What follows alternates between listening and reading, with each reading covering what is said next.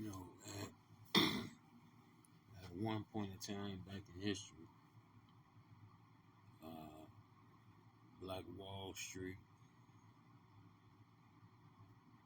several other communities, we had uh, 200,000 farms, $500 million in Freedmen banks.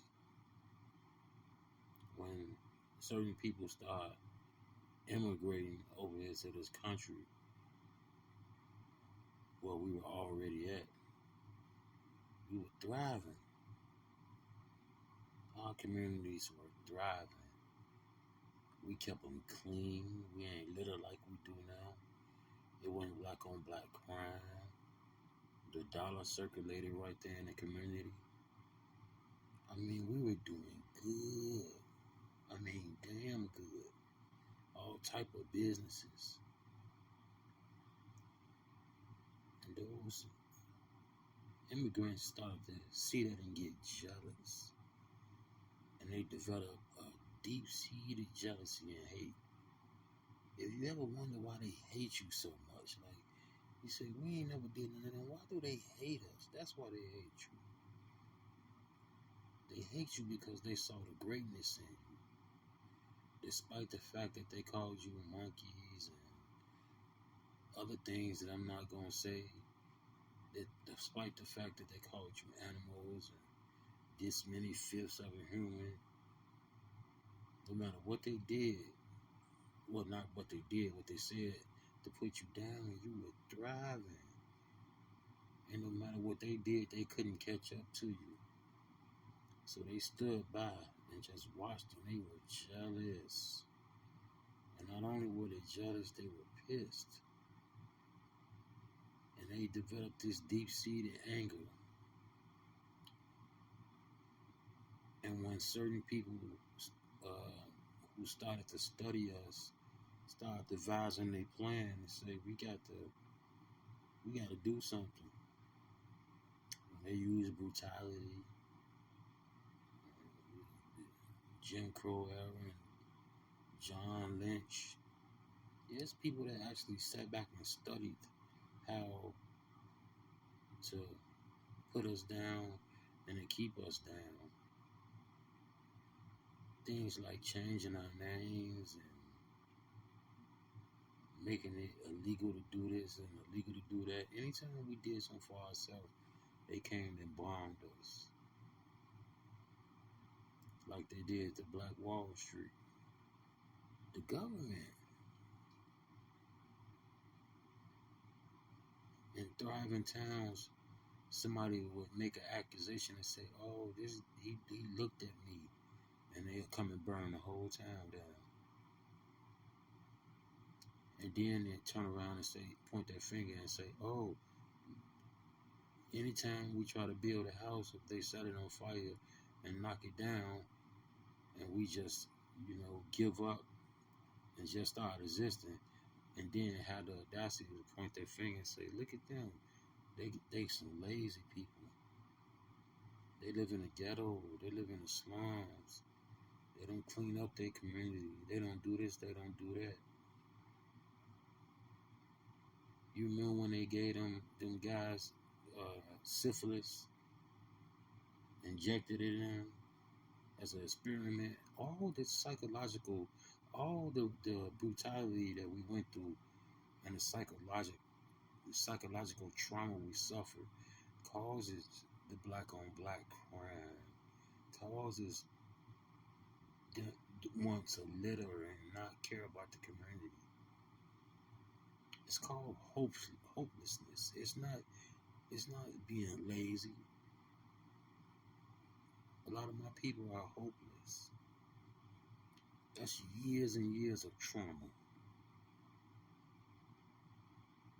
Anytime you exhibit the greatness within you and who you really are, you got forces coming to try to tear it down. And the only time you can get any rest or they'll leave you alone is when you sit idly by and just go on with your life at the bare minimum. and not even so much as then, but for the most part, they'll leave you alone. But if you think back, it, and see, they don't tell you this. They don't write this in history because they want you to think that we were just slaves and we never had anything good going on about us. Man, we had this whole country together. We built this country. Some of the buildings that's in this country, the old historic buildings were built by our ancestors. The Grand Canyon. Do you know what's over in the Grand Canyon? I hope I don't disappear for what I'm about to say, but they found all kind of artifacts over there, Egyptian artifacts, proof that Egypt is over here. That's some heavy stuff that they got over in the Smithsonian Institute. From the mounds that they dug up, the skeletons that they found, the wealth that was in those mounds. That's why they hate you. Why would you hate a people that ain't already shit in the first place? Like you said, oh, they lazy, they ain't shit, they 3/5 of a human. Why would you hate something that ain't nothing? You hate.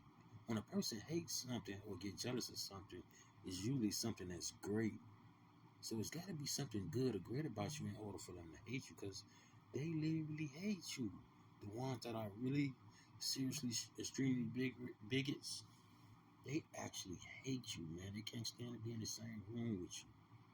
You know, I've been around certain people and they'll start sniffling like you smell like an animal to them or something.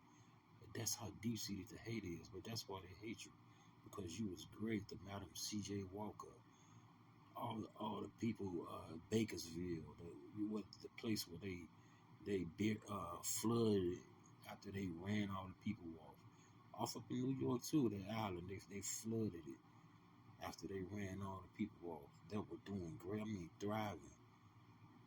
When they burned down and bombed Black Wall Street, they went up in the houses and started looting and taking all the wealth up out the houses. I mean, people were lavishly.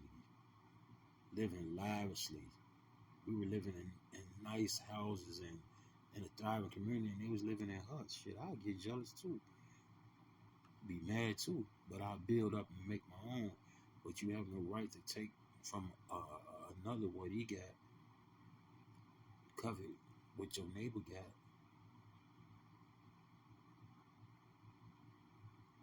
Lazy.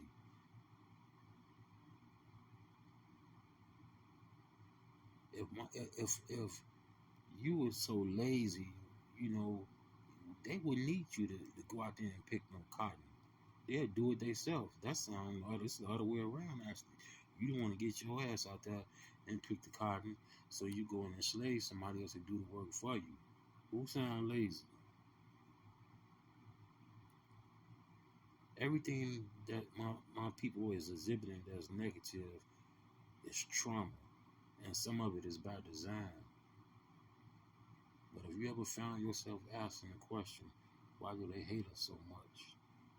That's why. You hate greatness. You feel what you can't conquer and hate what you don't understand. Malcolm X said this. Several people have said if they leave us alone, they ain't got to give us no handout, no reparations. Just leave us the fuck alone. Don't come and try to bomb the town or do none of that, and we would thrive. We'll take off and do better than everybody. That's why they hate you. That's why they put their foot on your neck, because they can't understand. How could they be so miraculously great like that when left up to their own devices? Peace to the gods and goddesses.